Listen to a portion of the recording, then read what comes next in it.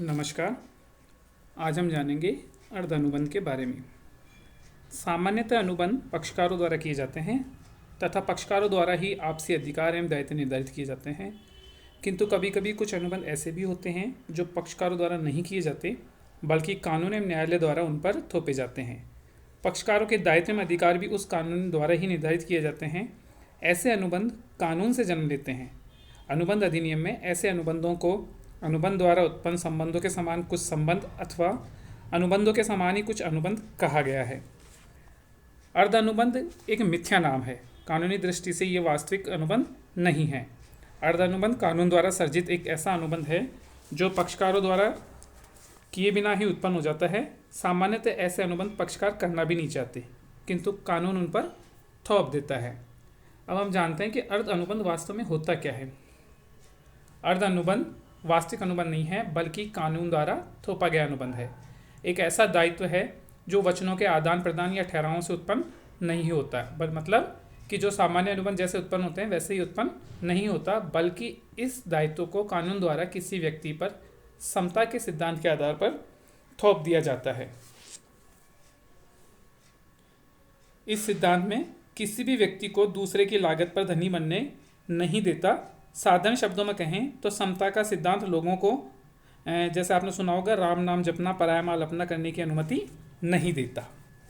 मतलब अब इसके बारे में आप समझ गए होंगे कि अर्ध अनुबंध ऐसा अनुबंध है जो किया नहीं जाता बल्कि कानून द्वारा उत्पन्न एक अनुबंध के समान ही संबंध है।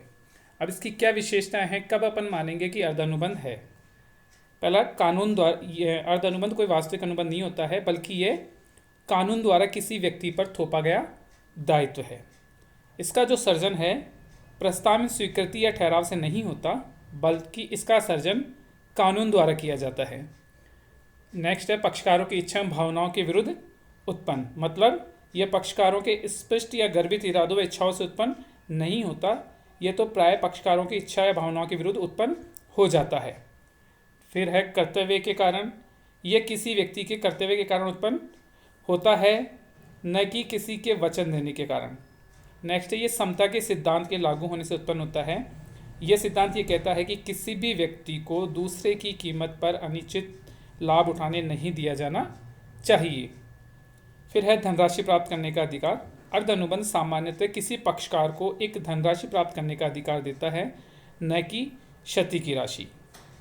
फिर है व्यक्तिलक्ष्य अधिकार। अर्ध अनुबंध व्यक्तिलक्ष्य का मतलब है किसी व्यक्ति विशेष को, ये लोकलक्षी नहीं है कि एक व्यक्ति के लिए कह दिया तो सभी को उस प्रकार का फायदा होगा। ये केवल एक व्यक्ति विशेष है, इसलिए इसको हम बोलते हैं व्यक्तिलक्षी अधिकार। नेक्स्ट है अनुबंध भंग के समान ही परिणाम। अगर इस प्रकार के अर्ध अनुबंध को हम भंग करते हैं तो जो परिणाम सामान्य अनुबंध के होते हैं वो ही इसमें भी उत्पन्न होंगे और उनका पालन करना होगा।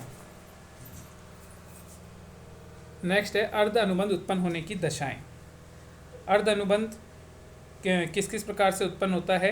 पहला है अनुबंध करने के अयोग्य पक्षकारों की आवश्यकता की पूर्ति।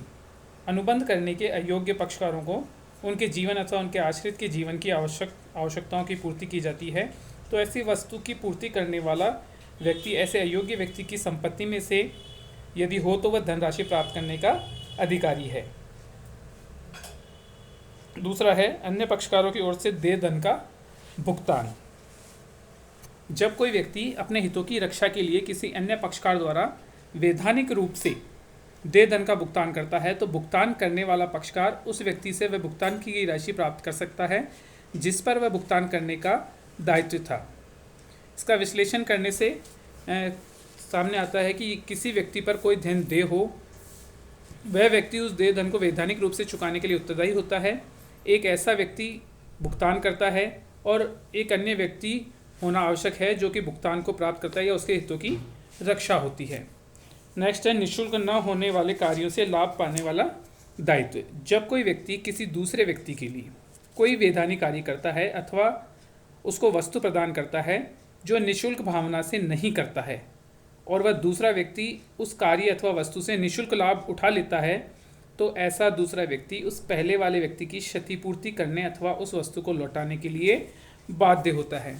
मतलब मान लो कि किसी व्यक्ति ने कोई कार्य किया है जो कि निःशुल्क नहीं है, वो किसी उद्देश्य से करता है और दूसरा व्यक्ति उसका निःशुल्क लाभ यदि उठाता है तो उसको भुगतान करना होगा उसका। नेक्स्ट है खोई हुई वस्तु प्राप्त करने का दायित्व। जब कोई व्यक्ति किसी अन्य व्यक्ति की खोई हुई वस्तु प्राप्त करता है और अपने अधिकार में ले लेता है तो उसका उत्तरदायित्व है वो एक निक्षेप गृह। निक्षेप गृह क्या होता है ये हम आगे के टॉपिकों में आपको बताएंगे।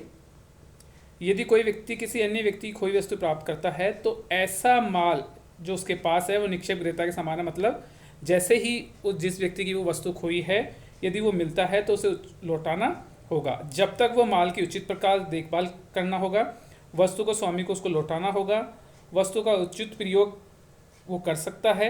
यदि वस्तु को अपनी वस्तु में नहीं मिलाएगा, वो वस्तु पर अपना अधिकार भी स्थापित नहीं करेगा। यदि वस्तु की वृद्धि होती है तो वो लाभ को भी लौटाना होगा। जो खोई हुई वस्तु को प्राप्त करता है उसे माल के स्वामी को ढूंढने का उचित प्रयत्न करना चाहिए। कहने का मतलब है कि यदि किसी को कोई वस्तु खोई हुई मिलती है तो उसे उसको मालिक को लौटाने का प्रयत्न करना चाहिए जो कि उचित है। यदि वस्तु नाशवान प्रकृति की है तथा वह वस्तु बहुत अधिक खराब हो चुकी है अथवा उस वस्तु के मूल्य का लगभग 2/3 भाग को मालिक के ढूंढने में खर्च कर चुका है तो ऐसे माल को प्राप्तकर्ता को उस वस्तु को बेचने का अधिकार होता है। इसके बारे में अपन विस्तार से पढ़ेंगे कि कैसे अधिकार होता है, क्या होता है, अगले अध्याय में जब हम पढ़ेंगे। फिर है गलती या उत्पीड़न के अधीन धन या वस्तु देना। जब किसी व्यक्ति को गलती अथवा उत्पीड़न के अधीन कोई धन दिया गया है अथवा कोई वस्तु प्रदान की गई है तो ऐसी वस्तु देने वाला व्यक्ति उन वस्तुओं को वापस प्राप्त कर सकेगा। मतलब उत्पीड़न के अधीन वस्तु प्राप्त करने वाले को ही वस्तु लौटानी पड़ती है। तो ये थी अर्धानुबंध उत्पन्न होने की दशाएं और लक्षण कि कौन कौन से ऐसे लक्षण हैं जिससे हम ये मानेंगे कि वो अर्धानुबंध है और ऐसी कौन सी दशाएं हैं जब अर्धानुबंध उत्पन्न होते हैं।